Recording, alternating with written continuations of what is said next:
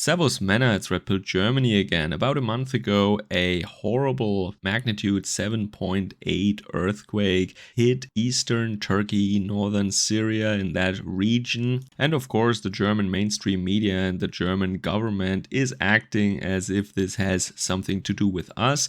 They want to make this immediately our problem, and they are flying there with their big German checkbook, all of course covered by the German taxpayer. So today I want to talk about two different aspects of the story. One is more related with the event itself, and the other one is more related to Germany. So I think that while that was a naturally occurring disaster, the extent of the damage is more or less, or to a great degree, to be blamed on the Turkish state. And I want to talk a little bit more about that, why that is.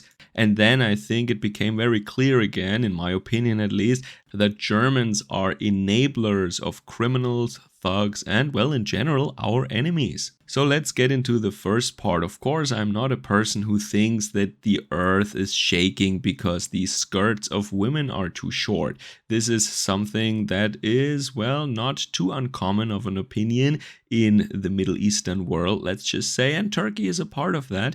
But also in the West, we have a couple of lunatics who think that the weather is directly determined by whether or not we drive a car. No, of course, this earthquake has causes that are not really related to human activity. It is a natural occurring disaster, and it was overdue. It was quiet, I read, for about 900 years there, where the Anatolian plate is rubbing against the Arabic plate, I think. And then all this built-up stress was released in an earthquake about 10 kilometers below the surface, which is very near, and that is an important parameter when it comes to the degree of devastation. The closer to the surface, the more severe the damage will be. So, of course, Erdogan didn't cause this earthquake. But how much damage is normal, and how many lives will be lost during such an event? And that has a lot to do with the Turkish government, with the Turkish state. Because, as I said, this is a very active region seismologically. It's not like Germany, where major earthquakes never occur, basically. This is a geographic location that is very active and with many seismic events, many major ones also. And the technology to build houses correctly so that they won't collapse like a cardboard house is old, and it is available, and it is being updated time and time again. For example, in Japan, a nation that is very friendly to Turkey, if you ask Turkish people. Well, the other way around, maybe not so much. But anyway, all the technology is there. The Turks don't have to invent anything. They have everything they need on a silver platter. They could have just implemented these techniques from the Japanese. So I know, for example, when you are looking for houses or accommodation in Japan, a very important parameter is earthquake safety. And there are many updates and revised building codes that happened over the years. 1981 was one such key year, and another one was the Great Hanshin earthquake that devastated Kobe in 1995, I believe. And after these events, or during these times, always the construction techniques became better, and also the checks and the regulations became better. So when you look at this Hanshin earthquake, for example, I think casualties were around 6,000. The area, Hyogo, with the city of Kobe, is a very densely populated metropolitan area, and the earthquake was also of a magnitude above 7. And these were not the new revised building codes yet. This was still old infrastructure from the 70s and 80s maybe, but still the houses didn't collapse in that way. We have, I think, over 50,000 dead in Turkey and Syria, I think I have read. So that is a whole order of magnitude, a whole factor of 10 more, and this happened in 2023. That is absolutely insane, and what that means, in my opinion, is that the Turkish government just doesn't care. They have the money, they have the technology, they know that this is an active seismic region, they just didn't care. And a lot of people are also angry in Turkey, and well, there is an election coming in May.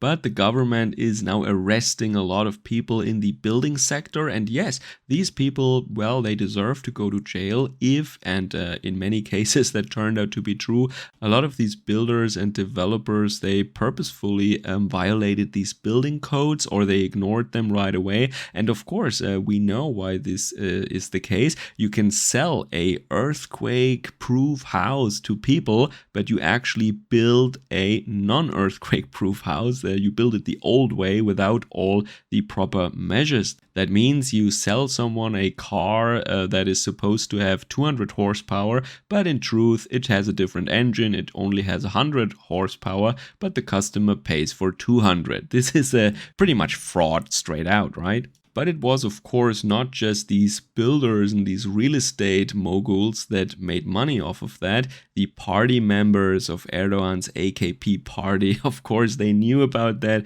and they got their cut also. And this is what the government wants to, these voices should be silenced now. They want to avoid this very uncomfortable situation by just making more and more arrests and trying to divert the blame away from them, especially before the election now. So yeah, in that sense, I can really say that probably 90% of the victims here were man-made, and to blame is the Turkish state, because they are corrupt and they were collaborating with the building or with the housing industry, committing fraud, profiting from that, ripping off the people who bought these houses, and now these people paid the ultimate price because their houses collapsed over them. But the Turkish government is of course very active right now. They send troops there, making sure that none of the people who live there give interviews to foreign journalists, and also they made sure that they can sell tents and blankets for millions of dollars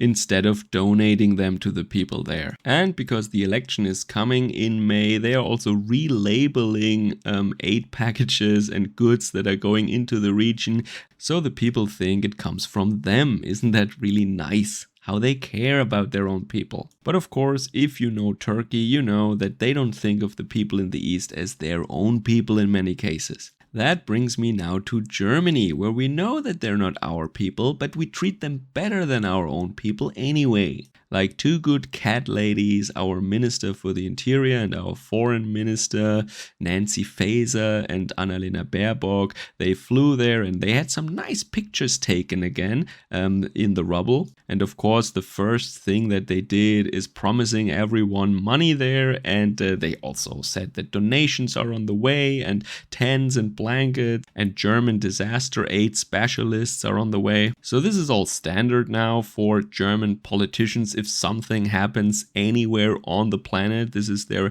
normal reaction, if it can lead to some good pictures, that is. But those two also had a special gift this time. They promised that people who have relatives in Germany, they could unbureaucratically, and that's the keyword here, go to Germany and stay with them for a while until they relaxed a little bit again. Now, of course, it is very hard to prove who is a relative of a Turkish person living in Germany. And also, I highly doubt that if they do that and they give them a visa in the unbureaucratic way, wink wink, you know what I mean, I highly doubt that these people will stay in Germany at the expense of their relatives. I think there will be a smooth transfer for them to, becoming just normal German welfare recipients pretty fast. And now the area that is affected of this earthquake is fairly large. If everybody there gets the message and finds out that they have a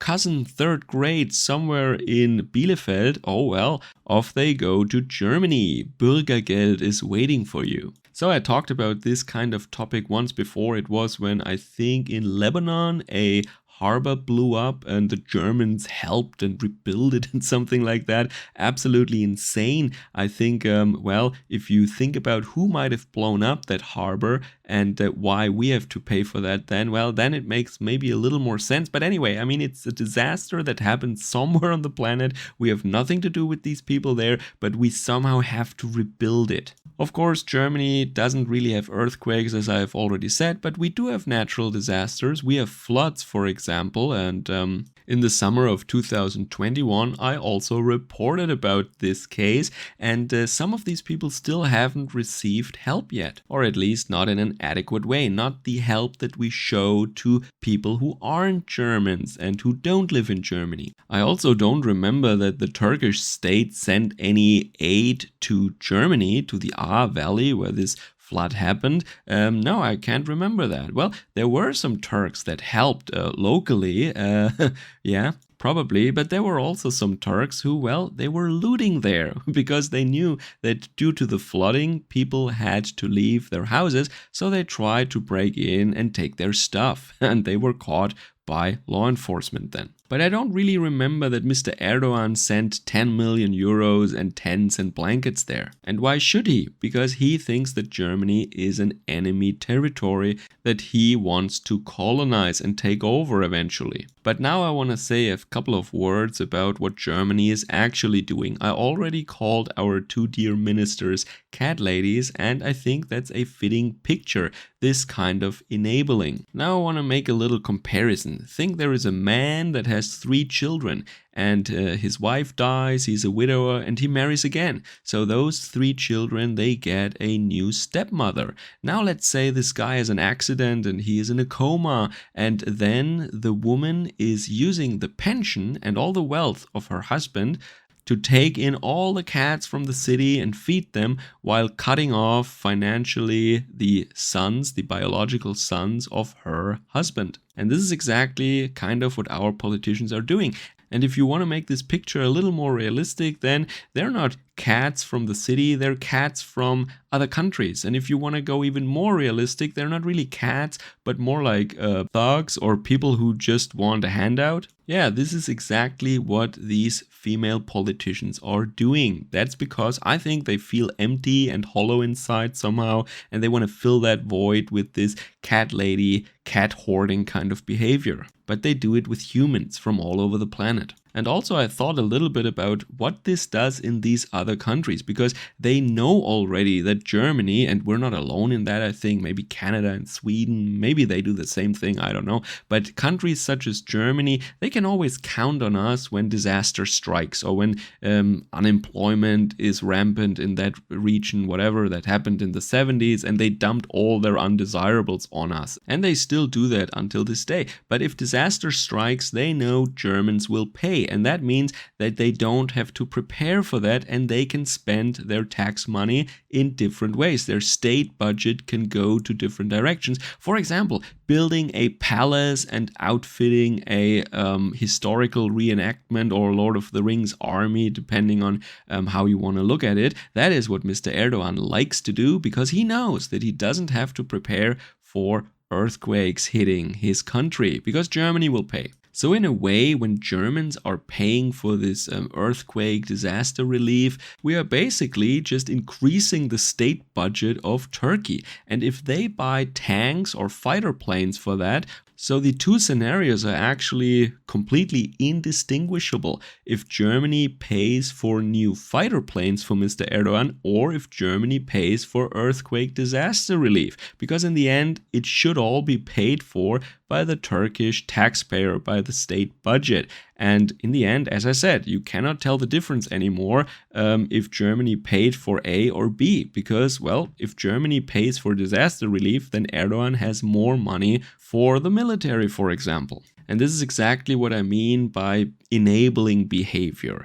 Our tendency to swoop in and pay for everything makes it possible that these, well, regimes or dictators or weird people in these other countries, they can get away with ignoring the concerns of the population and ignoring the well-being of their own population by, for example, building the houses the way they should be built, or, for example, to grow enough food or to provide good education and a functioning economy for the young people, because they always know that some moral busybody with a helper's complex like Germany will swoop in and just make everything all right. And they can go back to building their great airports and bridges and palaces and playing with their guards in costumes. So I think this earthquake and the German reaction is a really fitting example that shows rather well what is wrong with us Germans. Of course, we all know that our government is not acting in our interest, but it is also not really helping these people there. It is enabling these corrupt leaders in these other countries to prolong their reign, and this behavior also stabilizes these regimes. We are basically not helping the people, we are subsidizing these corrupt leaders in these countries. And yes, this earthquake was of course not caused by people, but 90% of the damage was definitely caused by people. Enjoy the rest of your day. Servus, Kameraden.